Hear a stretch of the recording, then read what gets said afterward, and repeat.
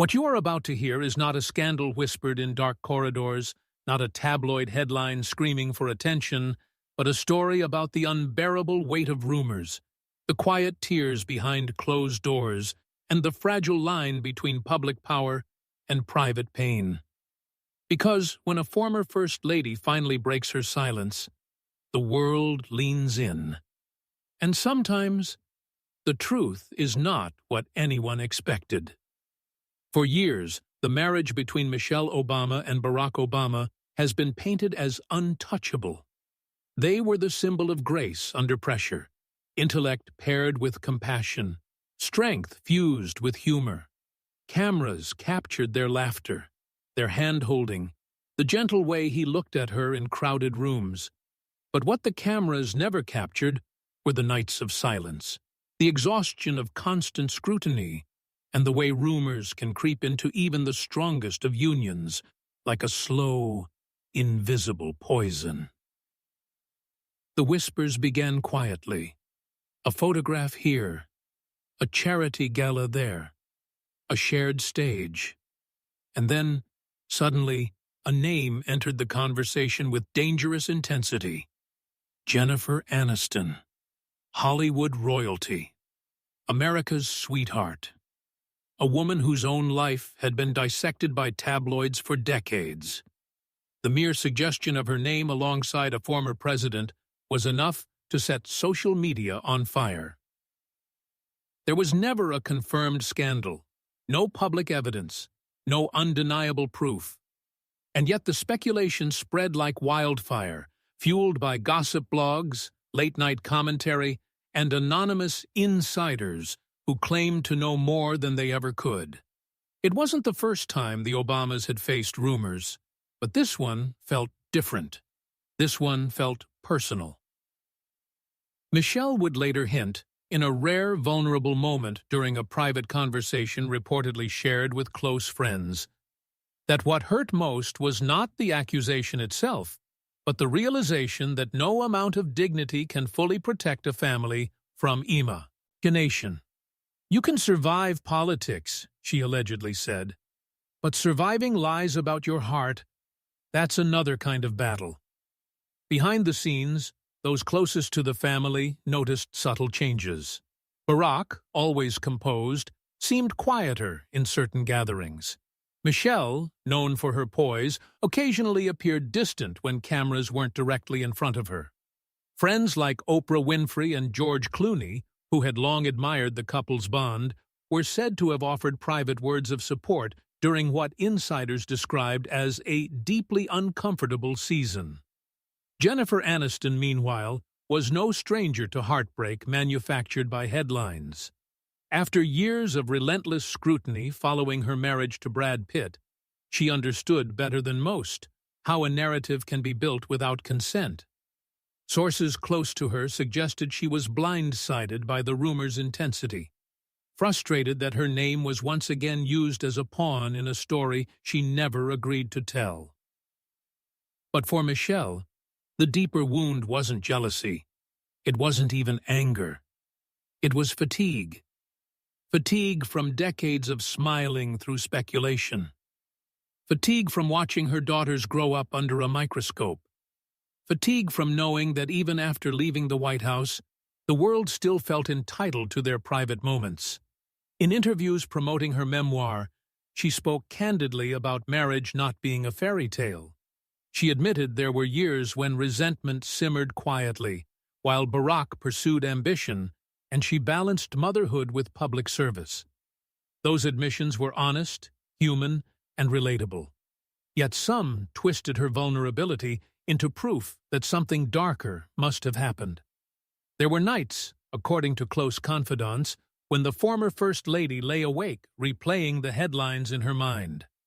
Not because she believed them, but because she understood how repetition can shape perception. He worried about her daughters reading cruel comments. She worried about history, remembering a lie louder than the truth.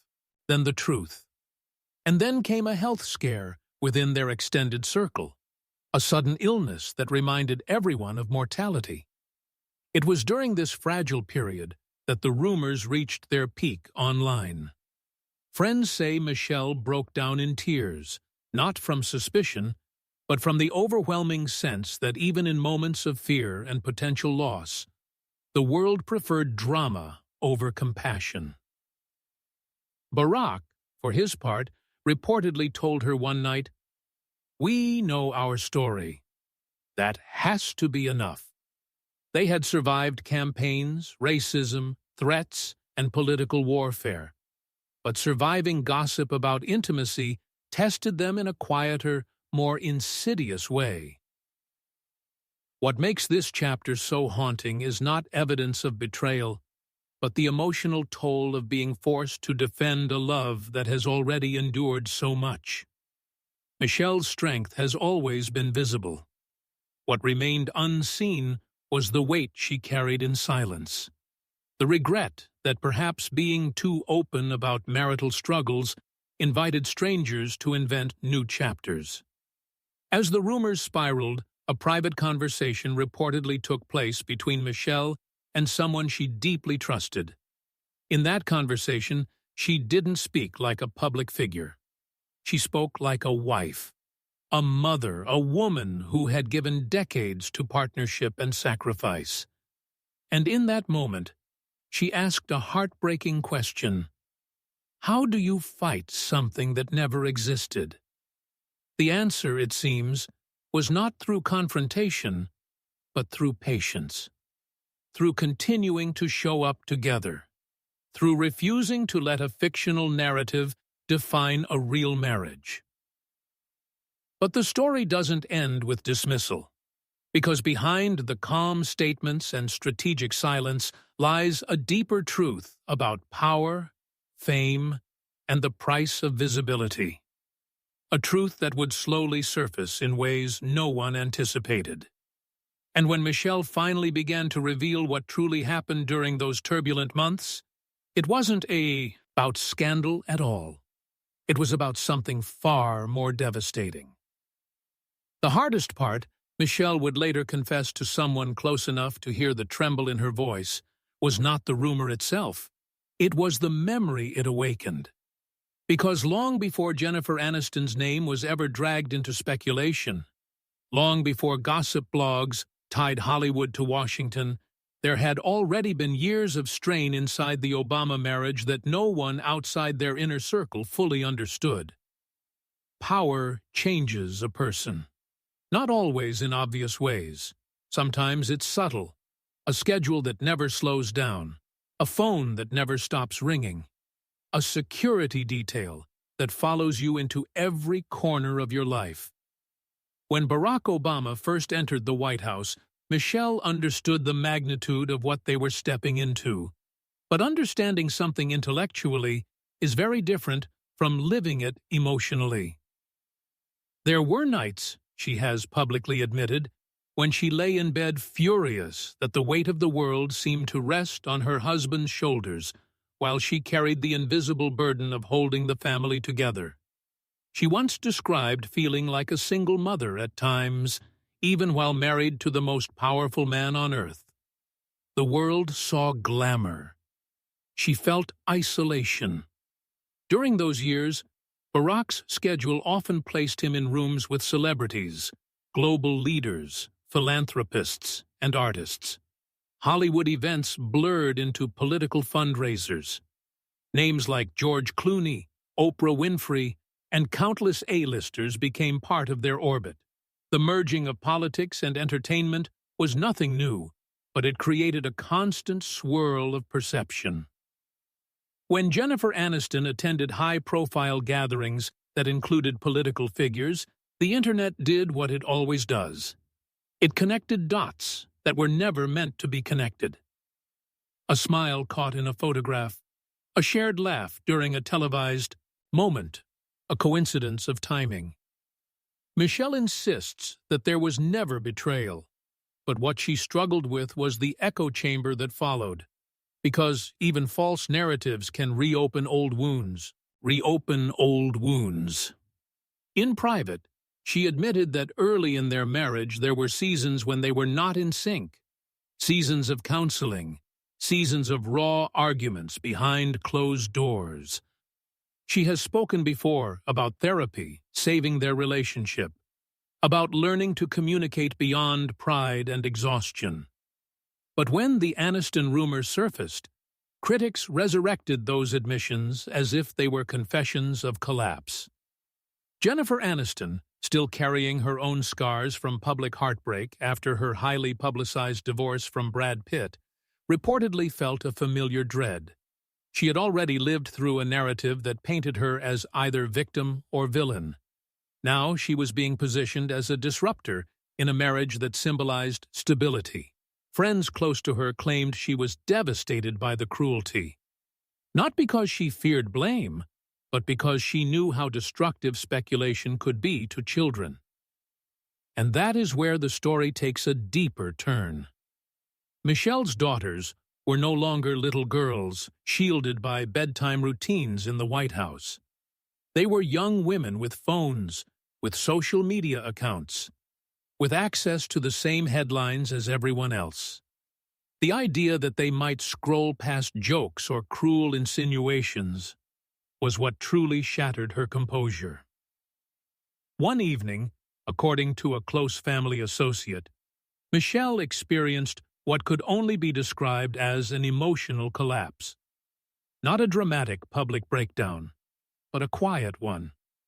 The kind that happens in a kitchen after midnight when the house is finally still. She reportedly wept not from suspicion, but from the exhaustion of having to be strong again. Barack tried to reassure her. He reminded her of their journey from Chicago, of cramped apartments and student loans, of the way they built their partnership long before anyone cared to watch.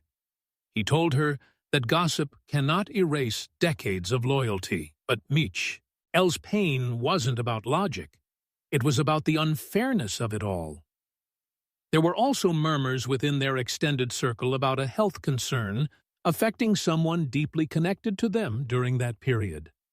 The anxiety of hospital visits, the fear of last words, the reminder that life is fragile. And in the middle of that vulnerability, seeing headlines trivialize their marriage felt almost cruel. In one alleged private conversation, Michelle reportedly said something haunting. "I gave this country everything. Sometimes I wonder what it has taken from us." That question lingered in the air long after the rumors began to fade. Jennifer Aniston eventually addressed similar gossip in interviews, dismissing stories of secret romances with public figures as absurd. Yet the silence from the Obamas was louder than any denial.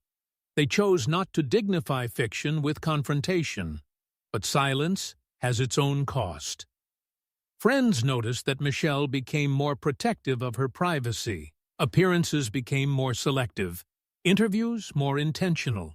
She began speaking more openly about mental health, about the pressure women feel to hold everything together even when they are unraveling inside.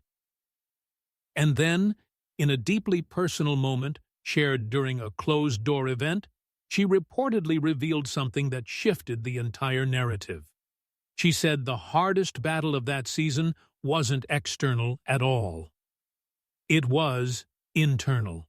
Because when the world questions your marriage, even without evidence, it forces you to examine it more closely. It forces uncomfortable reflections. It forces conversations that might otherwise have remained buried. And those conversations, while painful, can either fracture a bond or fortify it. What truly happened between Barack Obama and Jennifer Aniston, according to Michelle's inner circle, was far less scandalous and far more revealing about human vulnerability. It wasn't an affair, it was a mirror. It was a mirror